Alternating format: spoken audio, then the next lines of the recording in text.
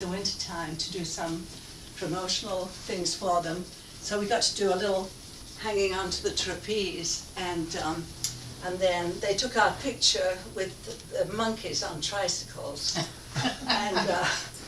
and we were like this, and the monkeys were just going, you know, to our hands. Oh my! And then we had a baby elephant on a tricycle, and that was another story because the baby elephant was not happy being on a tricycle. And I was like this underneath the trunk, swinging this trunk backwards and forwards. And every time he'd do that, the French photographer would get very upset with me, and he said, "You go down the back." So I thought, oh, thank heavens, I was like this, the back.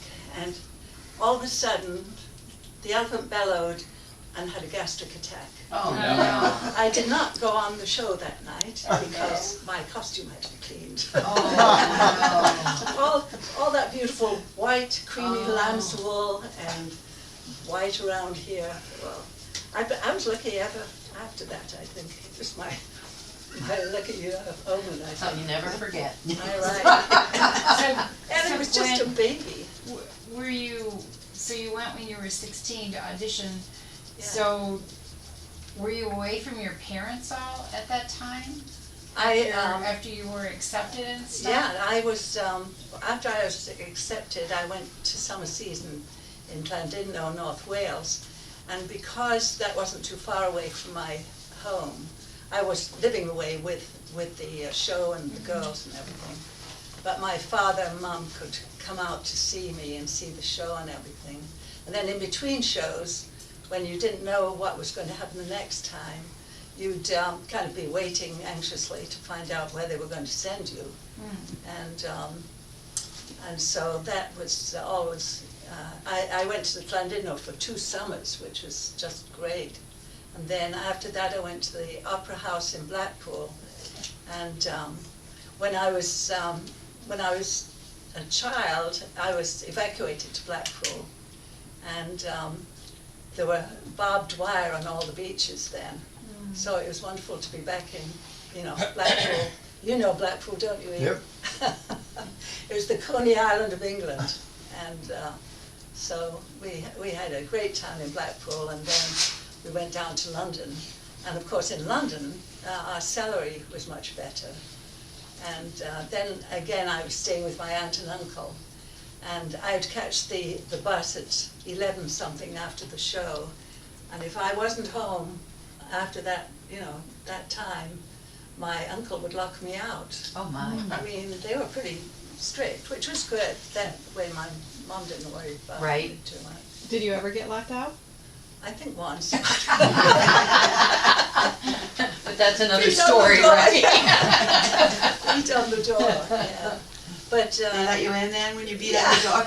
That's good. Uncle George, yeah. And they hadn't had any children of their own, and so it was really interesting. They lived in New Cross, London, so. But we had a wonderful time being in that city, because weekends, you could go off to the parks and everything. And I did, I slipped and injured my cartilage and had to go to St. George's Hospital for surgery, but they kept my place in the show open for about 2 months, I think. Wow.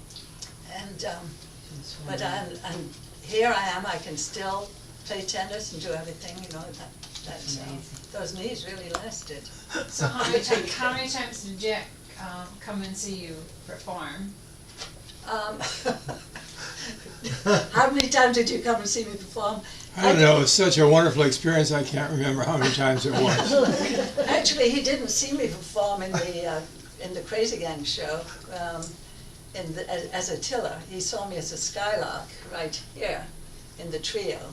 And I think he saw me once there in, we played at the theatre on his base, and after the show, a friend of mine knew a friend of his, and 3 of us went out with the 3 men, so. And then he followed me. Ooh. He became a camp follower. Stalker, huh? And I was, let me see, I was 20, just 20, I think then. And then I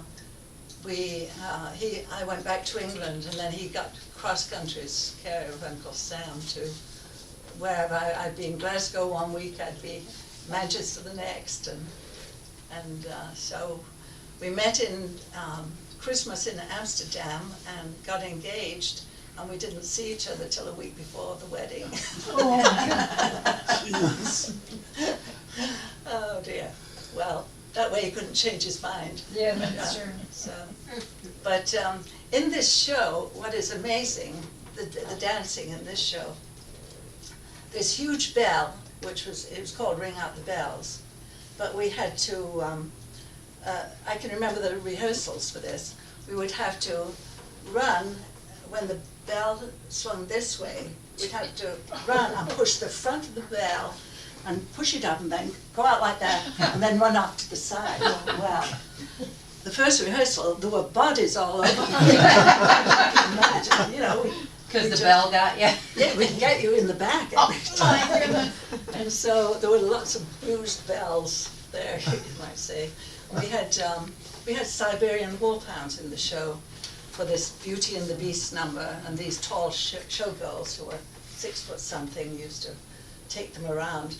And occasionally we'd go to jump through one of our hoops in the poodle routine, and the Siberian wolfhound had left a present for Oh no! So, and the crazy gang would always play jokes on us. I mean, your shoes could be nailed to the stage. And the Queen loved them. I mean, the royals used to come in and see it because he would take a plate of smoked fish out during intermission to them and things like that.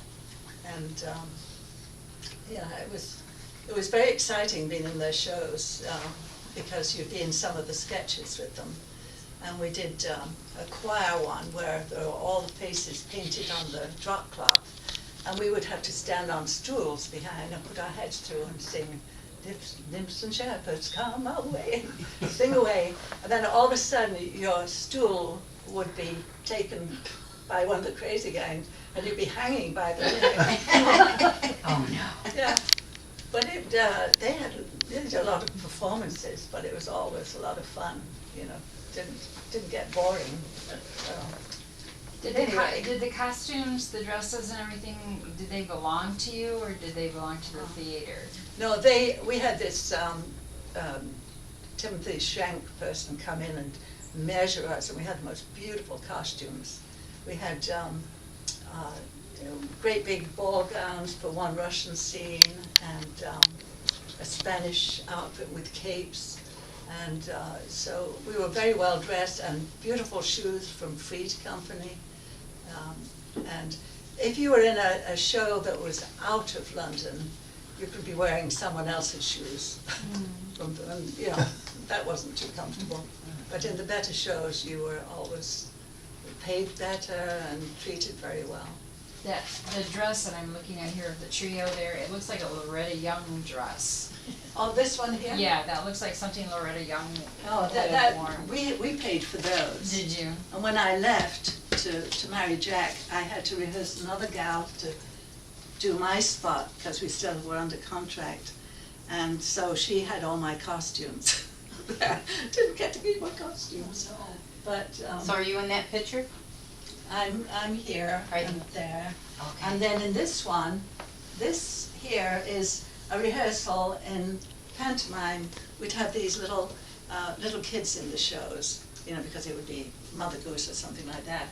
And we would, you know, spoil them and take care of them during the show. Aww. And they were all wearing our little black bows and our rehearsal uniform, but they were really sweet little girls. And these were can-can dresses, and those were really pretty. They were all chiffon and pale blue. So you in that picture? Yeah, I'm right there. Wow. And And then that's you in that single pose? yeah, Right that's me. I was understudying what they call a principal boy. And Wow. So are those your legs in that picture? I'm afraid so. They didn't Photoshop her.